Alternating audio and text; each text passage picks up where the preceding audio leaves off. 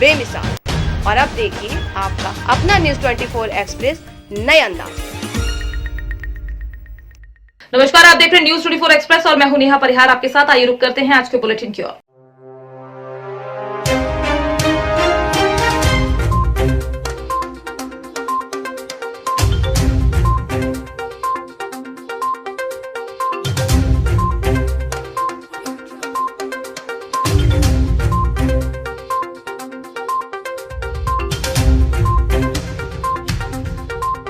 जिंदा आदमी को सरकारी रिकॉर्ड में बताया गया मृत। परेशान बुजुर्ग पहुंचा एसडीएम के कार्यालय। साहब, अभी मैं जिंदा हूं। अपने आप को जीवित साबित करने के लिए एक 80 वर्षीय बुजुर्ग पहुंचा एसडीएम ऑफिस। जी हां, एक बुजुर्ग के जिंदा होने के बाद भी समग्र आईडी में उसे मृत बता दिया गया। मामला नरसिंहपुर के गाडरवारा तहसील के ग्राम कठोतिया का है। इस गांव के श्यामलाल ठाकुर, जिनकी उम्र लगभग 80 वर्ष है और ये अभी जीवित हैं। श्यामलाल की माने तो इन्हें शासन के द्वारा दी जाने वाली बुजुर्ग पेंशन योजना का लाभ भी मिल रहा था, लेकिन अचानक इनकी पेंशन बंद हो गई। तो श्यामलाल परेशान हुए और ग्राम के सचिव से पूछा तो सचिव से इन बुजुर्ग को कोई सही जवाब नहीं मिला। तो यह बुजुर्ग गाडरवारा तहसील कार्यालय के चक्कर काटने लगे और जब उन्होंने समग्र पोर्टल से अपनी समग्र आईडी निकलवाई तो इन्हें पता चला कि ये तो सरकारी रिकॉर्ड में मृत हो चुके हैं, इसलिए इन्हें मिलने वाला शासन की योजनाओं का लाभ बंद हो गया। अब श्यामलाल परेशान होकर अपने आप को सरकारी रिकॉर्ड में जीवित करने में लगे हैं, लेकिन जब इस पूरे मामले की जानकारी गाडरवारा एसडीएम को लगी तो उन्होंने संबंधित विभाग को निर्देश देते हुए कागजों में हुई त्रुटि सुधारने को कहा। लेकिन आखिर एक जीवित बुजुर्ग को सरकारी रिकॉर्ड में मृत बताने वालों पर क्या कार्रवाई होगी और परेशान बुजुर्ग को हुए नुकसान की भरपाई कौन करेगा, ये तो जांच के बाद ही स्पष्ट होगा। बहरहाल यह एक बार फिर साबित हो गया कि एमपी वाकई में अजब है, इसलिए इस तरह के गजब मामले मिलते हैं। एसडीएम कार्यालय कौन? आप काय मध्य आए थे? हम आए थे पेंशन के संबंध में। हाँ। पेंशन हमको मिलती थी। हाँ। करीब 10-12 साल मिली, उसके बाद 3 साल हो गया मिलती है जी। क्यों नहीं मिल रही? अब क्या मानो, मृत्यु घोषित कर दिया, बताते हैं। मृत घोषित कर दिया? जी हाँ। किसने? अब वो सचिव है, कौन है, मनी राम करके। अच्छा, आप उन तो पैसे मांगने गए, पेंशन की बोलने गए होंगे, तो उन्होंने क्या कहा? आप गए थे तो उन्होंने क्या कही आपसे सचिव ने? हम तो कुछ नहीं की, बोले हम बोले तो हम क्या करें। मृत घोषित कर दिया आपने? मृत्यु घोषित कर दिया। आज आप कहाँ आए थे? आज हम यहीं आए थे एसडीएम मैडम के पास। जी हाँ। क्या बोला मैडम ने? अब बोले हैं हमको कोई आवाज़ समझ नहीं आई, बच्चा न सुनी हो गए। वो क्या नाम है आपका? श्यामलाल। कहाँ रहते हैं? कठौतिया। आपको क्या आज जन सुनवाई में मुलाकात मिलने का है? उन्हें शायद किसी पोर्टल पर स्वर्गीय बता दिया गया, क्या मामला है? जी, इसमें एक्चुअली 2 इश्यूज फंस रहे हैं। एक तो उनको वृद्धा पेंशन नहीं मिलने का और उनके समग्र आईडी में स्वर्गीय या फिर लेट प्रविष्टि होने का बताया गया। तो जब हमने सचिव से पता किया तो उनका बीपीएल कार्ड नहीं बना है। अब इसी कारण उनको वृद्ध पेंशन नहीं दी जा रही है। तो उसमें पात्रता मतलब परीक्षण हम करेंगे, उसमें अगर विधिवत लगता है व्यक्ति पात्र है तो उनका कार्ड बना करके उनको पेंशन दी जाएगी। जहाँ तक उस प्रविष्टि की बात है, उसको तत्काल मैंने अभी सचिव से फ़ोन करके बताया है। आज रात तक उसको पूरी प्रविष्टि हटा करके जो लिखा गया है स्वर्गीय त्रुटिवश, उसको हटाएंगे। Thank you. गर्भगृह में मंगला आरती के समय भारत के जाबाज सीडीएस स्वर्गीय विपिन रावत को अश्रुपूरित श्रद्धांजलि दी गई। काल भैरव मंदिर में बाबा के सम्मुख योगी प्रकाशनाथ योगेश्वर, महंत रोहित योगेश्वर, योगी धर्मेंद्रनाथ गोस्वामी, रमेश जी एवं अन्य भैरव मंदिर परिवार के लोग उपस्थित थे। इस अवसर पर योगी योगेश्वर ने कहा कि सीडीएस रावत जी का आकस्मिक निधन की राष्ट्र की बहुत ही बड़ी क्षति है। भगवान अखंड भारतवर्ष को एवं समस्त भारतवासियों को शक्ति प्रदान करे इस आपदा से लड़ने के लिए और रावत जी के परिवार के सदस्यों को शक्ति प्रदान करे एवं उनके साथ जितने भी लोग इस दुर्घटना में इनका निधन हुआ है उनके परिवारों के लिए भी एक शांति पाठ का आयोजन किया गया। उन सभी के परिवारों के लिए भगवान से कामना की गई, पूरी शक्ति प्रदान करे। योगी योगेश्वर, काल भैरव मंदिर प्रधान, गद्दीदार, काल भैरव मंदिर। जय हिंद, भारत माता की जय। आज भारत का एक लाल हम सभी से बिछड़ कर चला गया। ना जाने किस जन्म के जन्मों का अपराध आज दंड आज हम सभी को मिला। भारत के पहले सीडीएस आदरणीय श्री बिपिन रावत जी का जो जहाज हेलीकॉप्टर क्रैश में उनका निधन हुआ है। आज उसी दुख की आपदा में हम समूचे भारतवासी बाबा के दरबार में काल भैरव परिसर के अंदर, गर्भगृह के अंदर मंगला आरती के पश्चात हम लोगों ने उनके लिए श्रद्धांजलि कार्यक्रम किया और बाबा से प्रार्थना किया कि उन त्रासदी में जितने भी लोगों का निधन हुआ है उन सभी को शांति प्रदान करें और उनके परिजनों को शक्ति दें, इस भयानक आपदा से वे लोग लड़ सकें और भारत के इस लाल को हम सब कभी भी भुला नहीं पाएंगे। इनके लिए शब्दों में अब कहना मुश्किल है। जैसे रावत जी के आने से पूरे भारत की जनता अपने आप में एक नई शक्ति के साथ अपने आप को ओतप्रोत करती थी। बाबा से यही प्रार्थना है कि यह उनको शांति प्रदान करें और मेरा यह विश्वास है कि जिस प्रकार से रावत जी ने भारत की सेनाओं के द्वारा देश की सेवा की, उसी प्रकार से भारत के एक एक जवान में बिपिन रावत जी का आशीष एक एक विशिष्ट बिपिन रावत को जन्म देगा। इन्हीं विचारों के साथ मैं योगी योगेश्वर कालभैरव मंदिर परिवार से आंसुओं के साथ ढेर सारी श्रद्धा के साथ उन्हें नमन करता हूँ, वंदन करता हूँ। भारत माता की जय। जय हिंद। मध्य प्रदेश के हरदा जिले के तिमरनी थाना क्षेत्र के अंतर्गत छिंदगांव मेल के पास गुरुवार को सुबह अज्ञात महिला का शव रेलवे ट्रैक पर मिला है। तिमरनी थाना प्रभारी सुशील पटेल ने बताया कि रेलवे विभाग से सूचना मिली थी कि छिंदगांव मेल के पास रेलवे ट्रक के बीच पर अज्ञात महिला का शव पड़ा है। जानकारी लगते ही पुलिस मौके पर पहुंचकर जांच में जुट गई है। फिलहाल पुलिस ट्रेन से दुर्घटना होने की संभावना जता रही है। हालांकि पुलिस को महिला के पास से किसी भी प्रकार की आइडेंटिटी प्रूफ न मिलने के कारण महिला की पहचान नहीं हो पाई। पुलिस ने शव को पोस्टमार्टम के लिए तिमरनी सामुदायिक स्वास्थ्य केंद्र भेजा गया है। आज सुबह रेलवे विभाग से सूचना मिली थी कि एक अज्ञात महिला का शव जो है रेलवे लाइन के पास में पड़ा हुआ है, जो किसी ट्रेन से गिरना संभावित है। उसके संबंध में मौके पे जाकर देखा, जो दोनों छिंदगांव मेल के पास में दोनों पटरियों के बीच में एक महिला का शव, अज्ञात महिला का शव पड़ा था, जिसके पास आइडेंटिफिकेशन के लिए कोई भी वस्तु उपलब्ध नहीं थी। उसका पूरी तरीके से जो है मर्ग की प्राथमिक कार्रवाई करवाने के उपरांत पीएम के लिए बॉडी को शासकीय अस्पताल तिमरनी में रखवाया गया। उसके आइडेंटिफिकेशन का प्रयास कर रहे हैं। खबर उन्नाव से है, जहां सीडीओ दिव्यांशु पटेल ने देर शाम उन्नाव के सिकंदरपुर कर्ण ब्लॉक के घोंगी रोतापुर संपर्क मार्ग पर निरीक्षण किया। कानपुर लखनऊ राजमार्ग से गहरा के पास 4 किलोमीटर लंबे इस मार्ग में 4 लाख से मरम्मत कार्य कराया गया था। सीडीओ की जांच में मार्ग का पेंचवर्क काफी खराब पाया गया। जगह जगह सड़क के किनारे टूटे मिले। डामर का प्रयोग भी कम किए जाने के कारण कई जगहों पर गिट्टी बाहर झांकने लगी। इसके बाद अचलगंज गंगा घाट मार्ग का निरीक्षण किया और 9.5 किलोमीटर लंबे इस मार्ग की मरम्मत के लिए 11.75 लाख रुपए स्वीकृत होने की पुष्टि की गई। ग्राम पंचायत बद्रका के पास सड़क में कई जगह गड्ढे मिले हैं और साथ ही पटरी के किनारों पर मिट्टी भरान भी नहीं है। सीडीओ उन्नाव ने बताया कि उन्नाव सांसद साक्षी महाराज ने इच्छा व्यक्त की थी कि जो कार्य उनके द्वारा किए गए हैं उनका स्थलीय निरीक्षण उनके द्वारा किया जाए। लिहाजा सोमवार देर शाम सीडीओ उन्नाव ने 3 सड़कों का औचक निरीक्षण किया, जिस पर घोंगी रोतापुर मार्ग की हालत काफ़ी खराब मिली। पेंचवर्क में डामर का प्रयोग कम था। जिस प्रकार पीडब्ल्यूडी प्रांतीय खंड के अभियंताओं ने 3 दिन में स्पष्टीकरण तलब किया था। संतोषजनक उत्तर न मिलने पर अनुशासनात्मक कार्यवाही के लिए शासन को पत्र भेजा गया।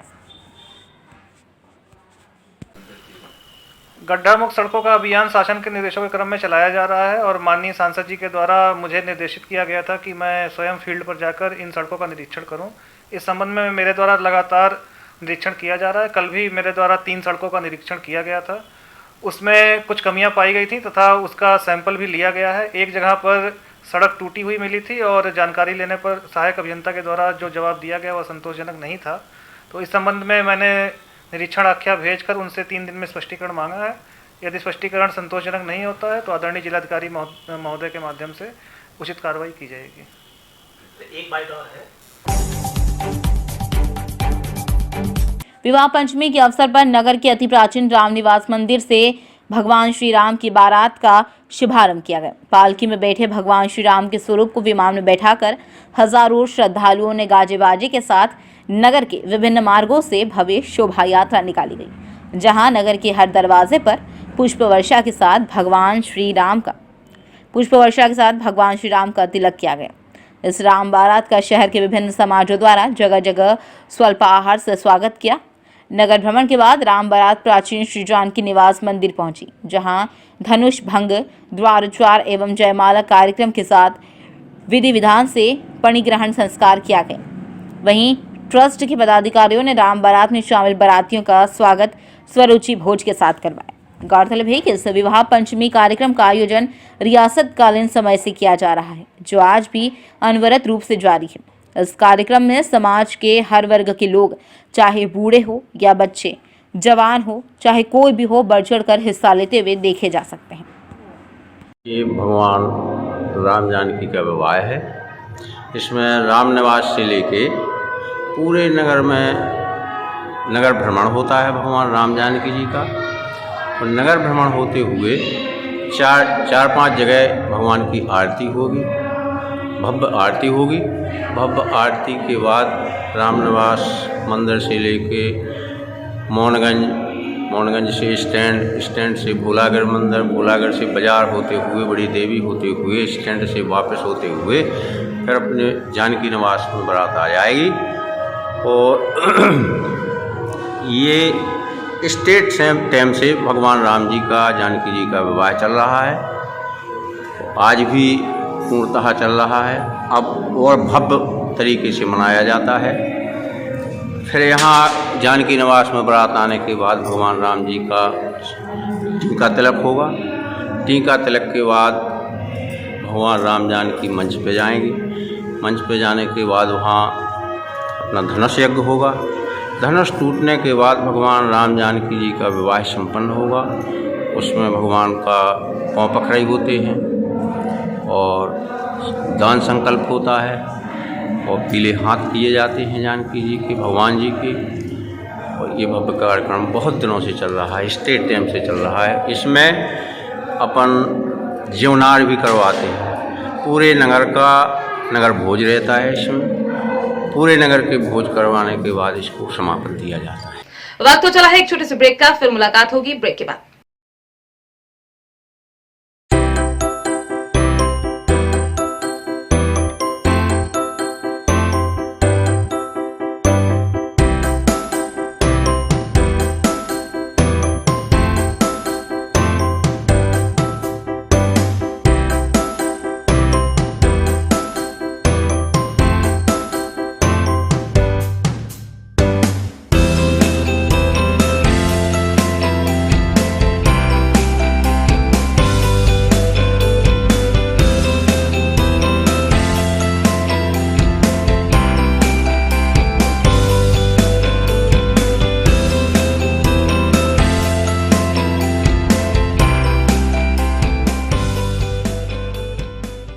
ब्रेक के बाद एक बार फिर आप सभी का स्वागत है। आइए बढ़ते हैं अगली खबर की ओर।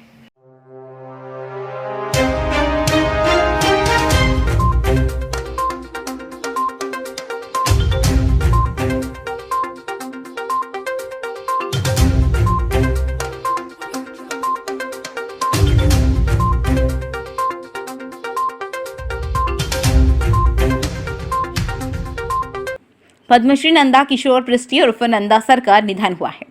भुवनेश्वर के सम अस्पताल में उनका निधन हो गया। मृत्यु के समय उनकी आयु 104 वर्ष थी। इस बात की जानकारी नंदसर के पोते खगेश्वर पृष्टि ने दी है। नंदसर की मौत की खबर मंगलवार दोपहर 1:28 पर मिली। उनका हृदय रोग का इलाज चल रहा था। नंदसर चटशाली में बच्चों को पढ़ाने में लोकप्रिय थे। वह दशकों से गांव के बच्चों को मुफ्त में पढ़ा रहे हैं। उनके व्यक्तित्व, कौशल और अध्यापन के प्रति प्रेम ने उन्हें एक राष्ट्रीय हस्ती बना दिया। 9 नवंबर को नंदसर को राष्ट्रपति से प्रतिष्ठित पद्मश्री मिला था।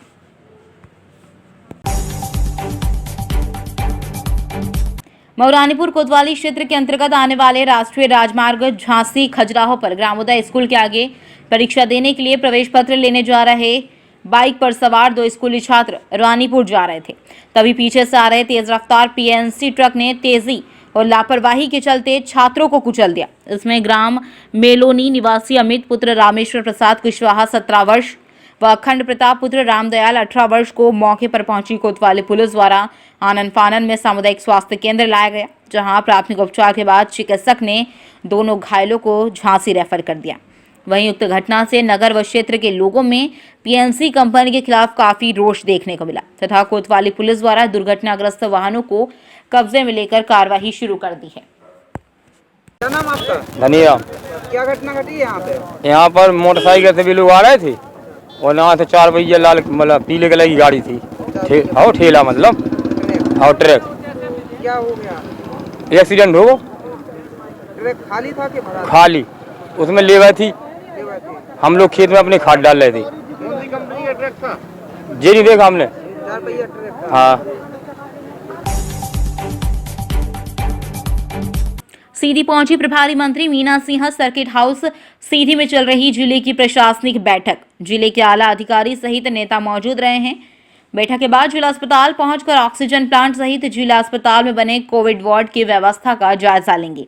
कोरोना की तीसरी लहर को रोकने के लिए प्रशासन की व्यवस्था की समीक्षा करेंगी। पुलिस प्रशासन द्वारा एफआईआर दर्ज। लड़की के पिता व भाई का आरोप है कि 3 साल से लड़की को उत्पीड़न करा जा रहा था। बच्चा न होने के कारण ससुराल पक्ष द्वारा लड़की के साथ दोहरा व्यवहार किया जा रहा था। इससे मानसिक पीड़ित होकर लड़की ने उठाया कदम। डॉक्टर अनीस बेग समाजवादी प्रत्याशी बरेली सीरियस कंडीशन देखते हुए उपचार के लिए एडमिट किया गया था। लड़की की हालत काफी गंभीर है। इसकी सूचना लड़की के परिवार को दे दी गई थी। समाचार लिखे जाने तक लड़की की मौत हो गई थी।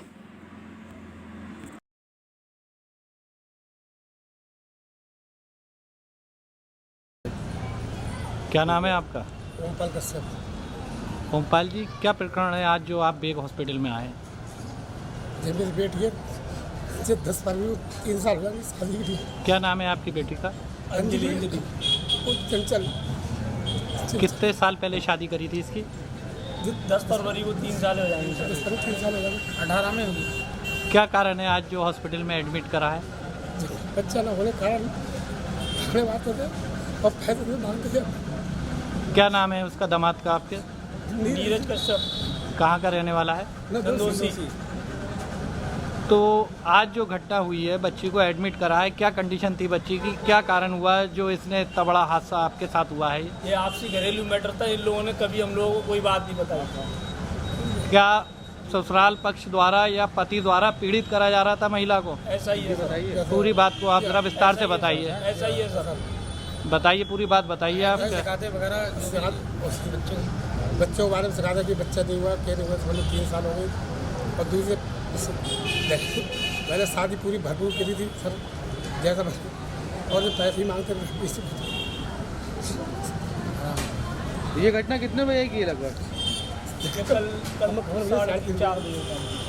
इसकी सूचना आपको इन परिवार की तरफ से आई, लड़के पक्ष की तरफ से, या पुलिस के द्वारा सूचना दी गई? लड़के पक्ष से आई। क्या कहा इन्होंने? इन्होंने कहा कि उसे होश नहीं आता। पूरा कारण नहीं बताया था? क्या कारण है? नहीं बताया था। कारण असल में कारण है क्या? फांसी खाया। फांसी खाई।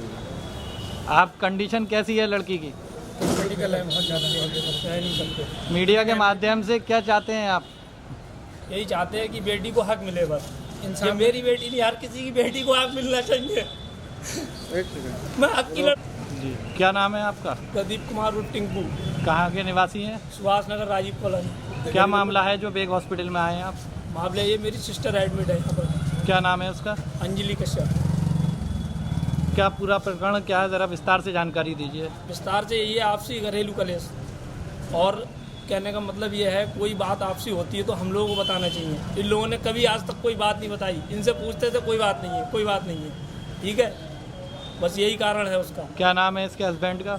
नीरज कश्यप। कितना समय हो गया शादी को? लगभग 3 साल। 10 फरवरी को 3 साल हो जाएंगे सर। क्या मांग करते थे? मांग क्या, बस यही है कि आपसी कलेश, और आप तो जानते ही हैं इस चीज़ के लिए। बस क्या बताऊँ मैं आगे स्थिति के लिए। ऐसे भरपूर शादी करी। लड़की की स्थिति कितने % सही है अभी? कुछ नहीं कह सकता। नहीं है, इनकी भी बेटियां हैं, इनकी भी बहु बेटियां हैं। ठीक। क्या नाम है सर आपका? मेरा मुनीश कश्यप। मुनीश कश्यप जी, क्या मामला है, ज़रा प्रकाश डालिएगा। ये मेरे परिवार के रिलेशन के लोग हैं। मुझे आज ही पता चला, कल रात से ही पता चला, तो मैं अभी आया हूँ और मैंने देखा कि यहाँ पर जो हालत है पेशेंट की बहुत ज़्यादा सीरियस है, जिसमें डॉक्टर ने जवाब दिया कि इसमें 10% भी कंडीशन नहीं है इम्प्रूवमेंट की। और मैं यही चाह रहा हूँ कि अगर इनके परिवार में जो भी इनके रहा है, कुछ भी परेशानी है या इस बच्ची ने जो भी कुछ किया है, तो उसके लिए पूरी तरीके से परिवार दोषी है। और बता रहे हैं, जिस तरीके से परिवार वाले बता रहे हैं कि आए दिन शिकायतें या कोई भी बच्चे को लेकर परेशानी आ रही है या आए दिन डिमांड है, जो भी चीज़ है, ये एक ऐसी प्रॉब्लम आ गई है हमारे समाज में उस चीज़ में कि मैं ये चाह रहा हूँ अगर यहाँ पर हक मिलता है तो इसके माध्यम से हमारी सैकड़ों बहन बेटियाँ उससे सेफ हो सकती हैं और उसको सीख भी मिलेगी। और मैं यही चाहता हूँ अपने प्रशासन से और कि मीडिया के माध्यम से जो भी हम इसकी आवाज़ उठाएं, हमें पूरी तरीके से इसको न्याय मिलना चाहिए, जिससे और लोगों को भी सीख मिले और परिवार वालों को भी। ये समय कौन से हॉस्पिटल में भर्ती है? जी, बेग हॉस्पिटल। घटना की सूचना परिवार के द्वारा दी गई थी, तो क्या कारण स्पष्ट कराया था? उन्होंने यही बताया, इसको होश नहीं आ रहा है, पूरी तरीके से इन लोगों को नहीं बताया। जब इन लोगों ने हॉस्पिटल जाके पता चला है उसने फांसी लगाई है, लगी है, ये नहीं पता कुछ भी इन लोगों को, क्योंकि ये जानकारी इन लोगों को दी गई केवल कि सांस नहीं चल रही है उसकी। लड़की की स्थिति अभी कितनी % सही है? 10% भी सही नहीं बता रहे हैं डॉक्टर इस समय। अगर लड़की के साथ कुछ भी हादसा होता है, उसका जिम्मेदार कौन होगा? पूरे यही मतलब लड़के पक्ष के ही लोग होंगे, क्योंकि इन्होंने जो भी परिस्थिति आई है इनके कारण आई है। आज जो भी है इस समय जो भी हालत है उसकी इनकी वजह से ही है। मैं बस यही चाहूँगा कि आप लोगों या पुलिस प्रशासन पूरी तरीके से इन लोगों को न्याय दे और आने वाले समय में सबको सीख मिले और हर घर में ये इस चीज़ की न्याय मिले। आपने सूचना दी थाने में? जी, सूचना दी थाने में और वो आए भी, अभी नोट करके भी ले गए हैं सारी चीज़ें। कौन से थाने में? कौन सा थाना? थाना सीबीगंज से आए। जी डॉक्टर साहब, क्या विषय था आज ये जो लड़की आपके हॉस्पिटल में एडमिट करा गया है? हमारे पास में कल एडमिट हुई है बच्ची। ये इसने सुसाइडल अटेम्प्ट किया है और लाइगेचर मार्क है उसके गले पे और कंडीशन काफ़ी सीरियस है। उसका दिमाग काफ़ी डैमेज हो गया है, काफ़ी सीरियस है, बहुत ज़्यादा सीरियस है पेशेंट। लड़की को एडमिट करने के लिए लड़का पक्ष की तरफ से आए थे या लड़की के पक्ष की तरफ से? दोनों लोगों की सहमति से एडमिट है। दोनों को इस चीज़ की जानकारी दे? पूरी जानकारी है, पेशेंट का बचना बहुत। आज के बुलेटिन में फिलहाल इतना ही। बने रहिए न्यूज़ 24 एक्सप्रेस के साथ। नमस्कार।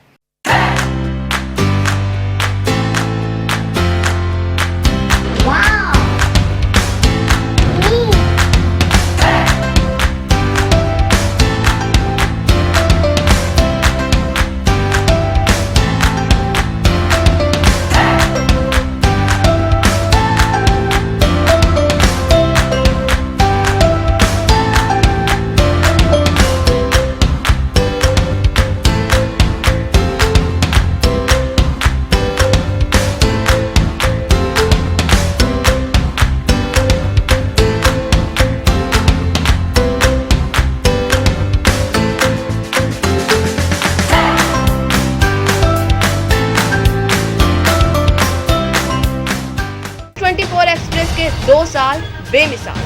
और अब देखिए आपका अपना न्यूज़ 24 एक्सप्रेस नए अंदाज में।